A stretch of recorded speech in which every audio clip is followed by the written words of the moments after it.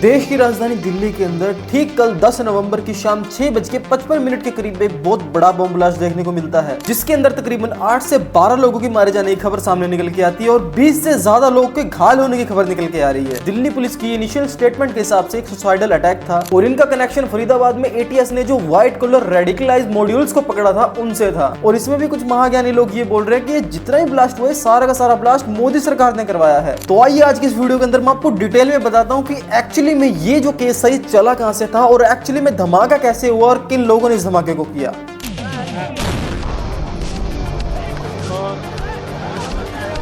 ये हुआ है यहाँ पर, ये काहे के ब्लास्ट हुआ है इसमें, किस आईडी ब्लास्ट है या फिर वो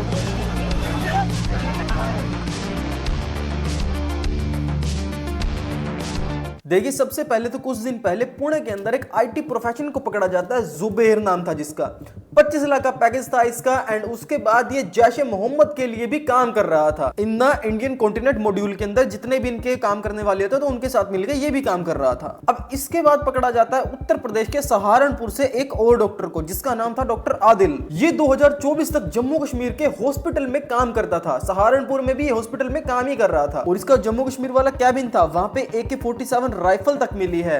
और इतना ही नहीं, वहां पे जैश ए मोहम्मद के पोस्टर तक भी देखे गए हैं। अब जब इस यूपी वाले बंदे को पकड़ा तो इसने एक और डॉक्टर के बारे में बताया, जिसका नाम था डॉक्टर शकील, जो अल-फलाह यूनिवर्सिटी मेडिकल कॉलेज के बारे में बताया जा रहा है उसमें काम करता था। और उस डॉक्टर के 2 घरों से लगभग 2900 किलो ऑफ अमोनियम नाइट्रेट मिला था, जिससे इस एक्सप्लोजिव मटेरियल को पूरी तरह से बनाया जा सकता है। लेकिन इस ब्लास्ट के अंदर अभी तक ये कंफर्म बताया नहीं गया है कि एक्चुअली में मिला क्या क्या है, कि फ्यूल कंपोनेंट्स थे, अमोनियम नाइट्रेट था, पेट्रोनेट्स थे, ये अभी तक बोला नहीं जा रहा है। क्योंकि अभी तक इस ब्लास्ट के अंदर कोई भी निकल वगैरह के पार्टिकल नहीं मिले हैं, जो कि अक्सर RDX का जब ब्लास्ट होता है तो मिलते हैं। अब जब इन 2 डॉक्टरों को पकड़ा तो इनसे पता लगता है लखनऊ की एक डॉक्टर शहीना के बारे में। और जब उस लेडी डॉक्टर को पकड़ा जाता है और उसकी कार को जब दबोचा जाता है तो उसके अंदर से निकलती है AK-47 राइफल। अब देखिए, इस मामले के अंदर सारे के सारे डॉक्टर्स ही आ रहे हैं। अब इस लिस्ट के अंदर एक डॉक्टर और आता है जो कि है गुजरात से, जिसका नाम है डॉक्टर सईद। जो पॉइजनिंग टेररिज्म होता है उसके अंदर इसका मेन रोल था। ये केमिकल टेररिज्म कर रहा था।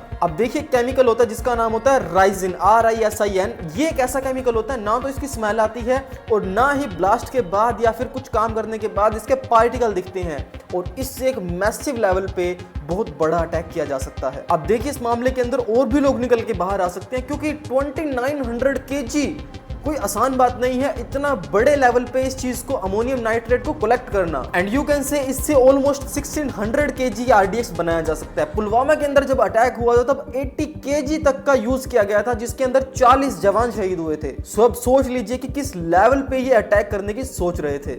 अब देखिए, होता क्या है कि 10 नवंबर की शाम ठीक 6:52-53 के आसपास एक I-20 कार दिखती है, जो कि बिल्कुल स्लो जा रही थी, लाल चौक के आसपास से गुजरती हुई।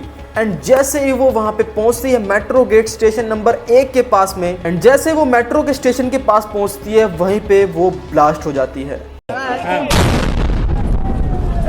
और ये हुआ है यहाँ पर, ये काहे के ब्लास्ट हुआ है इसमें, किस आईडी ब्लास्ट है या फिर वो इस कार की मैन्युफैक्चरिंग अप्रैल 2013 की बताई जा रही है। जिसका जो ओनर है उसका नाम है मोहम्मद सलमान। उनका कहना है कि ये गाड़ी उन्होंने 1.5 साल पहले देवेंद्र नाम के बंदे को बेची थी, जो कि ओखला में रहता था। और देखिए, इस ब्लास्ट को दिल्ली पुलिस ने पूरी तरह से एक टेरर अटैक मान लिया है। दिल्ली पुलिस ने केस रजिस्टर किया है UAP एंड एक्सप्लोजिव एक्ट के अंडर, अनलॉफुल एक्टिविटी और प्रिवेंशनल एक्ट के अंडर सेक्शन 16 और सेक्शन 18 के अंडर एक केस फाइल हुआ है। सेक्शन 16 ये कहता है कि टेररिस्ट अटैक से रिलेटेड, कि किस तरह से इस अटैक को अंजाम दिया गया है। इसके अंदर पब्लिक प्रॉपर्टी के साथ साथ पब्लिक को भी नुकसान पहुंचाने की कोशिश करी गई है और उनकी जान पर भी आई है। 8 से ज्यादा लोगों के मारे जाने की खबर सामने निकल के आ रही है। अब देखिए, मेरे पास जो खबर सामने निकल के आ रही है अभी के टाइम पे, उनके अंदर पकड़े गए लोगों की जो नाम आए हैं सामने, डॉक्टर मुजमिल गनाई,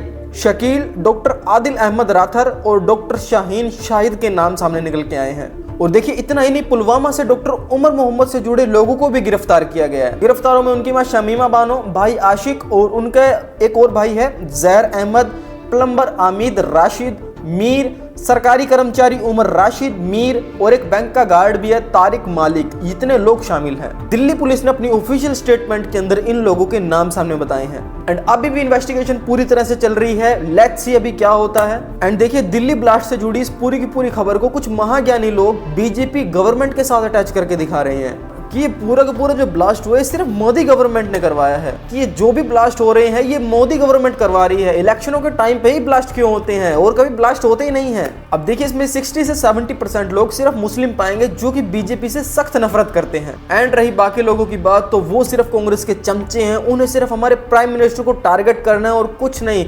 जो काम किया सिर्फ मोदी ने किया है। घर के अंदर कोई काम हो गया तो मोदी ने किया, बाहर कोई काम हो गया तो मोदी ने किया, कुछ मर्जी काम हो, देश के अंदर कुछ भी चल रहा है तो मोदी ने किया है। बाकी आप लोग खुद समझदार हैं। ये टाइम आपस में लड़ने का नहीं है, बल्कि देश के अंदर जो चल रहा है उसको समझने का है, सोचने का है, विचारने का है और उसके ऊपर एक्शन लेने का है। बाकी आई होप आप लोगों को वीडियो अच्छी लगी होगी। इस केस से रिलेटेड जितनी भी खबरें होंगी वो मैं आपको टाइम टू टाइम बता दूंगा। बाकी इस वीडियो को जाकर लाइक कर देना, सब्सक्राइब करना चैनल को ऐसे मजेदार वीडियोस के लिए। मैं मिलता हूं आप लोगों से ऐसे क्रेजी नेक्स्ट वीडियो में। Thank you so much for watching. जय हिंद।